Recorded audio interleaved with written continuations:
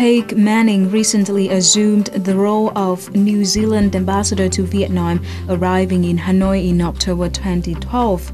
Haike joined the Ministry of Foreign Affairs and Trade in 1996 and has been posted previously as New Zealand Deputy High Commissioner in India from 1999 to 2002 and Deputy Head of Mission in Brazil from 2004 to 2008.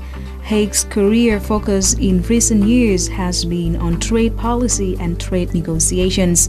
His most recent role was as Deputy Director in Ministry's Trade Negotiations Division, which involved senior New Zealand negotiating roles in both the WTO and Trans-Pacific Partnership negotiations.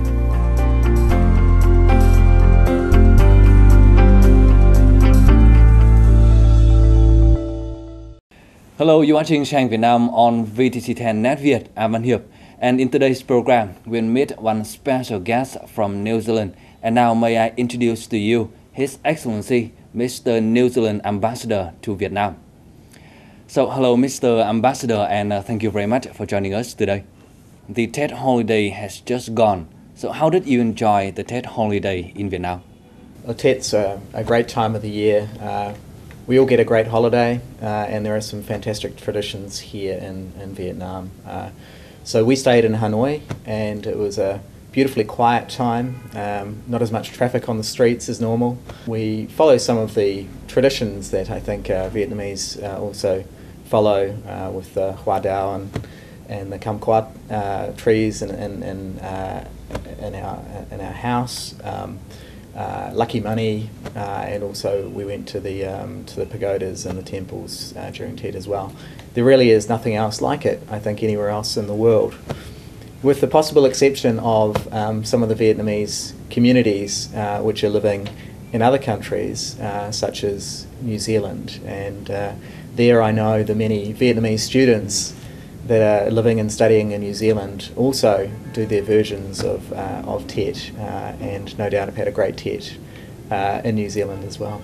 Tet is the time that we review the past year, and we know that Vietnam and New Zealand have established a bilateral comprehensive partnership since 2009 and an action plan for 2010-2013 containing specific initiatives to help implement the partnership was signed in July 2010. So may you share the results of the 2010-2013 action plan? Vietnam and New Zealand have become very good friends and very good partners over that time, and I think we're going to see a strengthening of that in the coming years as well. We've seen a lot of political, high-level political engagement, so visitors from Vietnam to New Zealand and also from New Zealand to Vietnam during that time, and that's really, really important because that connection between our leaders is what really drives, I think, the relationship and inspires the relationship, if you like. In terms of specific things that have been done, obviously we've built quite significantly the trade during that time between our two countries. We've had really good developments in the education relationship. But not only that, we've also done agreed some important government agreements with Vietnam, such as the Working Holiday Scheme, which is a scheme that enables young Vietnamese to go down and live and work and holiday in New Zealand for up to 12 months, and likewise permits New Zealanders to come up to Vietnam and to do the same.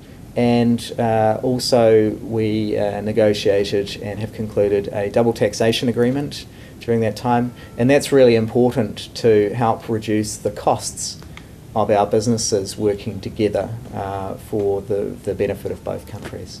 So what about the second phase of the action plan 2013 and 2016? What's new about this new partnership that we've agreed, this new action plan, is there is much more of a focus on 5 key strategic sectors, which are agriculture, education, tourism, aviation, and clean technologies and environmental management. And I think with a real focus and agreeing some roadmaps for action in those areas, we're going to see a real growth in the trade and economic relationship. But of course it's not just about the trade and economic relationship. We have a broad-based relationship with Vietnam. So there's a whole lot of things that we're doing as part of this new action plan, and I'm really happy to be here to spearhead that for New Zealand. So among the 5 key sectors, the Trade and Investment Cooperation is considered one priority in Vietnam and New Zealand bilateral relation, and the two nations aim to increase the two-trade weight from $600 million in 2012 to $1 billion by 2015. So how feasible is this target, and what have Vietnam and New Zealand agreed to achieve this goal? I'm very confident that we will hit the $1 billion target by 2015. One way in which we're going to do this is by focusing in a more targeted way on those 5 key areas that I outlined. Those are areas where we have real opportunities, real benefits in working together. So that's going to be my focus for really lifting the trade and economic relationship to meet that target. But we're already doing very well. We have seen, for example, that Vietnam has entered New Zealand's top 20 export markets for the first time ever last year.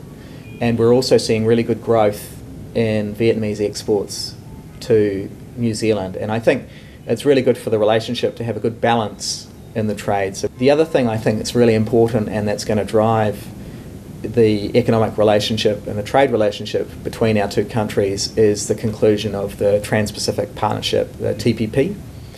TPP is obviously a really important trade and economic agreement for the region, and I think as we see New Zealand and Vietnam concluding that agreement together, it's going to really lift the awareness of New Zealand and Vietnam and New Zealand, and I think that's going to drive much more business interest between our two countries. Vietnam and New Zealand established the diplomatic relation on June 16, 1975. The bilateral relation now features regular high-level political visits, expanding trade and investment links, ongoing development assistance, and expanding cooperation in newer areas such as science and technology, two-way investment, education links, and trade in services. In September 2009, the two countries established the Bilateral Comprehensive Partnership. Bilateral trade has grown significantly since Vietnam and New Zealand signed a trade agreement in July 1994. Both countries are now also amongst the 9 countries negotiating a new Trans-Pacific Partnership Free Trade Agreement.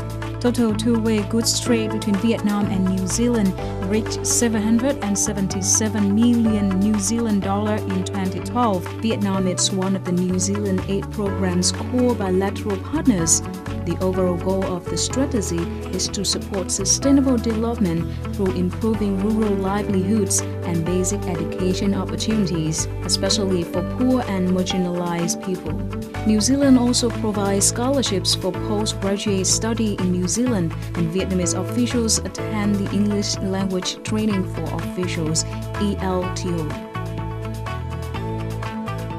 So talking about the investment from New Zealand to Vietnam, we know that there are now 20 projects worth about $77.8 million in Vietnam. So I'm wondering, have the New Zealand investors satisfied with the business environment in Vietnam, and what are your recommendations to Vietnam so that Vietnam can attract more investment from New Zealand to Vietnam in the year 2014 and in the longer future? Well, I think the first thing is that I think there's a lot more potential to grow the investment relationship, but not just from New Zealand to Vietnam. I think there are also opportunities for Vietnamese companies to invest in New Zealand, and we've seen that with Vinamilk, for example, investing in New Zealand dairy companies in New Zealand, which is very welcome from our perspective. Our main investments in Vietnam at the moment are in the education and agricultural areas, and also there's some investment in mining here. But in terms of what can be done to continue to encourage New Zealand investors here, I think the key thing is making the rules and the regulations as transparent as possible and as simple as possible, so people can understand what are the rules that they need to meet. And I think the third thing that's really, really important is to provide certainty to investors so that when those rules are put in place in a transparent way, they don't change too much over time, they don't change frequently. And that gives investors confidence to be here for the long haul and to really contribute to Vietnam's development and prosperity. One of the things we're doing in New Zealand is we're really driving for delivery of government services online. And I think that's an area of real potential here, where in future people will be able to do a lot of their business with government online through e-services. Just to give you an example, in New Zealand now, if you want to register a company, you can register a company online, set up a company in 10 minutes. If you want to pay your income tax or your company tax, you can do it all online. And that has huge savings and reduces the stress and increases the transparency for the public and really helps business thrive. So those would be some things I would suggest which will really help to encourage investment into Vietnam. So among the 5 key sectors, what will be the key sectors that will be the focus of the cooperation between New Zealand and Vietnam?